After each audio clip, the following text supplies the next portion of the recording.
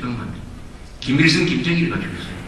김일성이는 그것도 주일날 아침을 택해가지고 잠 잘 자고 있는 6월 25일 아침에 모택동과 스탈린의 도움을 받아가지고 동족을 치기 위한 전쟁을 벌였습니다.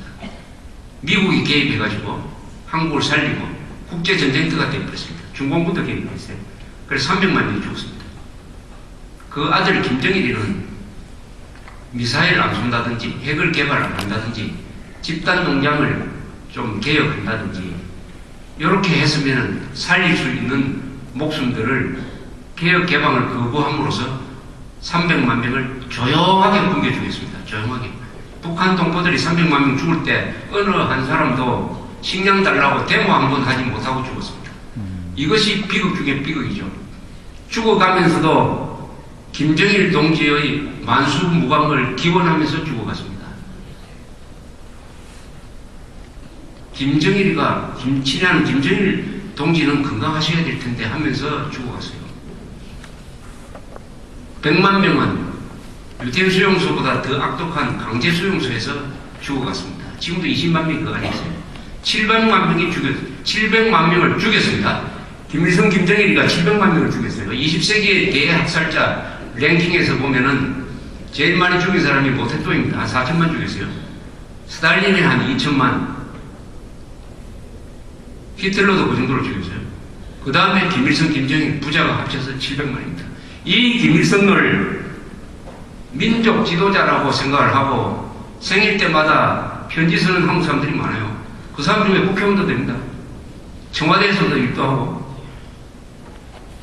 이거는 집단 치매가 아니라 완전히 정신착망증에 걸린 나라가 아닙니까? 그런데도 어떻게 망했느냐가 오히려 한국에는 두 가지의 한강의 기적이 있습니다. 박정희의 영도하에 기적적인 발전을 하는 한강의 기적, 경제발전의 기적이 있고, 지난 10년 동안에 대한민국의 원한을 품은 자들이 청와대에 들어가고 국회에 들어가고 해가지고 대한민국의 지휘부에 들어가 있었음에도 불구하고 대한민국이 망하지 않은 두 번째 한강의 기적이 있는 것입니다. 어떻게 했느냐? 그래도 한국에는 나쁜 사람보다 좋은 사람이 많다. 기독교인들이 있었다. 몇 가지 이유가 있습니다. 또 이승만 박정희가 발전시킨 민주주의의 뿌리가 깊게 내려가 있었다. 바람이 불어보니까 한국이 발전시킨 민주주의 뿌리가 굉장히 깊게 내려가 있구나. 우리가 가지고 있는 민주주의의 장점이 있습니다. 언론의 자유라는 무기가 있어요. 언론의 자유라는 무기가 북한에 들어가면 북한은 12시간 안에 해체됩니다. 선거의 자유가 있습니다. 선거의 자유도 북한에 들어가면은 김정일이가 뽑히겠어요? 종교의 자유가 있습니다. 사유재산권을 보장을 합니다. 개인의 프라이버시를 보장을 합니다. 법치주의를 합니다. 이것이 흔들리지 않았기 때문에 우리가 버틸 수 있었고 장로 출신을 대통령으로 뽑을 수가 있었습니다. 따라서 저는 오늘날 대한민국에 사는 국민들은 두 가지 의무를 가지고 있다고 생각합니다. 대한민국에서 국민하기가 굉장히 어렵습니다. 저 남태평양에서 국민으로 태어나면 군대 갈 필요 없지 않습니까? 김일성, 김정일이고 싸울 필요 없지 않습니까? 그러나 대한민국은 싸우면서 일하고 일하면서 싸워야 됩니다. 한 손에 망치 들고 다른 손에 총 들고 싸우면서 일하고 일하면서 싸운다. 많이 들어보셨죠, 이 말? 1970년대 초에. 그러나 이 목표는 아직도 변하지 않았어요. 아직도 변하지 않았습니다. 우리는, 대한민국은 미래가 결정 안 된 나라입니다.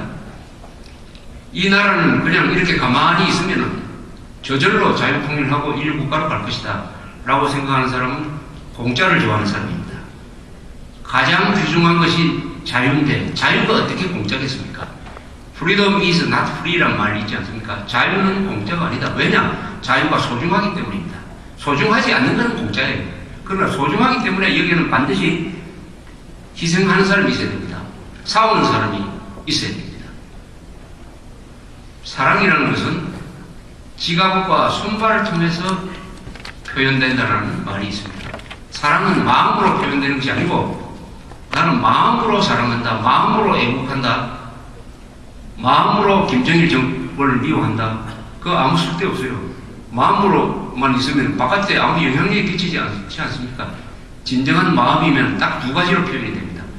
지갑을 열고 돈을 쓰든지 아니면은 손발을 열심히 움직여가지고 시위하는 데 나가고 인터넷에도 글을 쓰고 호갈장도 쓰고 하는 이런 구체적 행동으로 나타날 때만이 대한민국은 자유통일을 이루어갈 수가 있습니다. 대한민국은 미래가 결정 안 됐어요.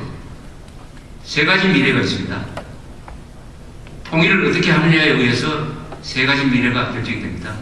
자유통일을 하면 우리는 인류국가를 만들 수가 있습니다. 오늘날과 같은 분단 고착이 오래가면은 우리끼리 서로 싸우고 해가지고 힘을 다 빼앗기고 그래서 다시 삼류국가로 갈 것입니다. 오늘날 대한민국의 위치는 이류국가 중에 맨 앞에 있습니다. 문턱만 넘으면 돼요. 이 문턱이 통일을 어떻게 하느냐는 것입니다. 그 다음 적화 통일되면 그것은 1류, 3류 따질 필요 없이 짐승 상태로 돌아가는 것이죠. 짐승 상태로 돌아가는 것입니다. 제가 어떤 방송에서 김정일을 멧돼지에 비교를 했다가 아차 실수했다고 생각을 했습니다.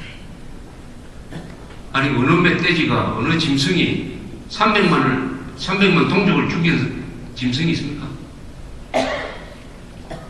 김정일이는 신학자들이 우리 성경학자들이 우리 기독교에서 성경적으로 정확하게 규정을 해야 된다고 생각합니다. 김정일이가 원수인가? 우리가 왼쪽 뺨을 맞으면 오른쪽 뺨을 대가지고 한 분 더 때려달라고 말해가지고 그 사람을 개과선천시킬 수 있는 그런 대상인가? 아니면은 하나님을 창칭한 자니까 사탄인가? 신학적으로. 사탄을 용서하라는 말이 있습니까? 사탄이나 사탄의 제자를 용서하라는 말이 있습니까? 없습니다. 김정일은 또 희한하게도 자기가 사탄이라는 표시를 계속해요. 김정일이가 국회의원입니다. 북한에서 최고인민회의 대의원이 선거구가 평양에 있었는데 666구역이었어요. 666이라는 숫자 성경에 어디서 나오는지 아시죠? 요한계시록에서 나오는 666은 바로 사탄의 표시입니다. 666을 곱하면 뭐가 되는지 아시죠? 6 곱하기 6 곱하기 6 하면 216일입니다. 216. 216이 뭐냐? 김정일이가 난 날입니다. 666을 곱하면 216이에요. 216. 동시에 김정일은 김일성도 그렇지만 그 이름에다가 날일자를 크게 딱 써붙여놨어요. 김일성, 김정일. 날일자는 뭡니까? 태양을 뜻하는 것입니다. 이 웃기지 않습니까? 세상을 암흑천지로 만들어 놓고 자기 이름에다가는 태양 뜻하는 날일자를 또 박아놨습니다. 이런 후한 무치가 어디에 있습니까? 그래 놓고 김일성은 김정일이 무슨 생일을 맞았을 때 시를 하나 썼는데 김일성에다가 자기 아들을 광명성이라고 불렀어요. 광명성. 광명성은 뭐냐? 금성입니다. 금성. 샛별이죠. 샛별. 성경에 이 광명성 이야기가 나옵니다. 성경에는 뭘로 나오느냐? 계명성이라고 합니다. 계명성. 스타 오브 돈, 또 모닝 스타, 산 오브 돈이라고 나오는데 이사야서 14장부터 이 계명성 이야기가 나와요. 이사야서 14장을 읽어보면은 계명성은 사탄으로 묘사가 되어 있어요. 바빌론 왕 아니면 사탄으로 묘사가 되었습니다. 그래서 이사야서는 이 계명성이라고 우쭐대는 이자가 나중에 어떤 말로를 맞을 것이냐 하는 데 대한 무시무시한 예언으로 되어 있습니다. 저는 이 예언이 바로 김정일과 그 후손들한테 해당될 거라는 생각이 들었어요. 이런 대목이 있습니다. 내가 자기 땅을 망케하였고, 내가 계명성입니다. 너가 자기 땅을 망하게 하였고 자기 백성을 죽였으므로 그들과 일반으로 암장함을 얻지 못하나니 악을 행하는 자의 후손은 영영이 이름이 나지 못하리로다 할지니라. 악의 후예들은, 이것은 계명성의 후예들입니다. 김정일의 후예들이겠죠. 악의 후예들은 영원히 그 이름이 지워지리니 조상들의 죄를 자손들에게 씌워서 도륙할 장소를 마련하라. 도륙이란 말을 썼습니다. 그들이 다시 일어나 땅과 도시들을 취하지 못하게 하리라. 만군의 여호와께서 말씀하시되 내가 일어나 그들을 쳐서 그 이름과 남은 자와 아들과 후손을 바빌론에서 끊으리라 했어요. 이상하게도 김일성, 김정일이가 하는 행동 가만 보면은 스스로 나는 사탄이다 하는 이야기를 하고 있어요. 상징